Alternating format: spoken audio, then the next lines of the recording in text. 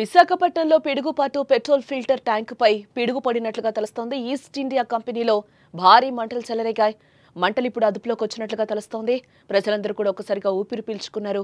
ప్రాణ నష్టం జరగలేదని కూడా అధికారులు వెల్లడించారు. వెంటనే హోంమంత్రి అనిత స్పందించారు. రెండు తెలుగు రాష్ట్రాల్లో రుతుపవనాలు యాక్టివ్ అయ్యాయని చెప్పుకోవచ్చు. నైరుతి రుతుపవనాల ప్రభావంతో తెలంగాణ, అటు ఆంధ్రప్రదేశ్లో విస్తారంగా వర్షాలు కురుస్తున్నాయి. కొన్ని చోట్ల ఈదురుగాలులు, ఉరుములు, మెరుపులతో కూడిన వర్షాలు జనజీవనాన్ని పూర్తిగా అస్తవ్యస్తంగా చేస్తున్నాయి.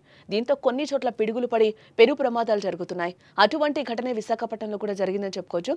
ఒక పెట్రోలియం కంపెనీపై పిడుగు పడడంతో భారీ అగ్ని ప్రమాదం సంభవించింది.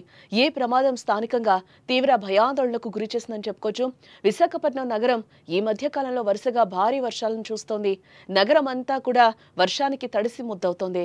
ఈ వర్షాల కారణంగా కొన్ని చోట్ల నీళ్లు నిలిచిపోయాయి. మెరుపులు, ఉరుములతో కూడిన ఈ వర్షాలు సాధారణ ప్రజలకు ఆందోళన కలిగిస్తున్నాయని చెప్పుకోవచ్చు. ఈ వర్షాల సమయంలోనే ఈస్ట్ ఇండియా పెట్రోలియం కంపెనీకి చెందిన పెట్రోల్ ఫిల్టర్ ట్యాంకుపై పిడుగు పడినట్లుగా తెలుస్తోంది. పిడుగు ప్రభావం ఎంత తీవ్రంగా ఉందంటే వెంటనే ఆ ట్యాంకు నుంచి మంటలు ఒక్కసారిగా పెద్ద ఎత్తున ఎగసిపడినట్లుగా కూడా కనిపిస్తోంది మనకి.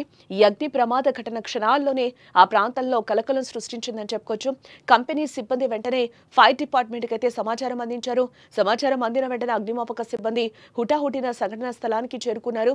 వారు చాలా వేగంగా మంటలను అదుపులోకి తెచ్చే ప్రయత్నం చేశారు. మొదట మంటల తీవ్రత చాలా ఎక్కువగా ఉంది.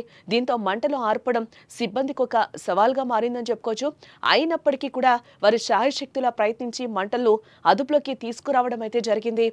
ఈ సంఘటన గురించి తెలిసిన వెంటనే రాష్ట్ర హోంమంత్రి అనిత స్పందించారు. ఆమె వెంటనే అగ్నిమాపక శాఖ అధికారులతో మాట్లాడారు. ఈ ప్రమాదానికి సంబంధించిన పూర్తి వివరాలను అడిగి తెలుసుకున్నారు ఆమె.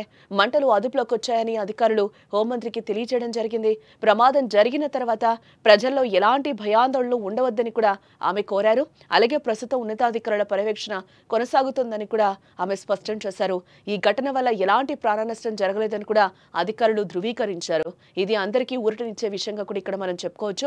ఇటీవల కాలంలో తెలుగు రాష్ట్రాల్లో పిడుగుల కారణంగా ప్రమాదాలు చాలా జరుగుతున్నాయి. గత కొద్ది నెలలుగా తెలంగాణ, ఆంధ్రప్రదేశ్లో కూడా పిడుగుపాటు ఘటనలు పలు చోట్ల నమోదయ్యాయి. ముఖ్యంగా ఓపెన్ స్పేసెస్ పొలాల్లో ఉన్న రైతులు పిడుగుల బారిన పడుతున్నారు. గతంలో తెలంగాణలో కొన్ని జిల్లాల్లో ఒకే రోజు ఎక్కువ పిడుగులు కూడా నమోదయ్యాయి. ఈ సంఘటనల వల్ల కొన్ని చోట్ల ప్రాణ నష్టం కూడా జరిగింది. అలాగే ఆస్తుల నష్టం కూడా సంభవించింది. పిడుగుల గురించి వాతావరణ శాఖ కూడా ప్రజలను ఎప్పటికప్పుడు హెచ్చరిస్తూ వస్తుంది. పిడుగులు పడే సమయంలో ప్రజలు చెట్ల కింద ఉండొద్దని, సురక్షితమైన ప్రదేశాలకు వెళ్లాలని కూడా సూచిస్తున్నారు అధికారులు.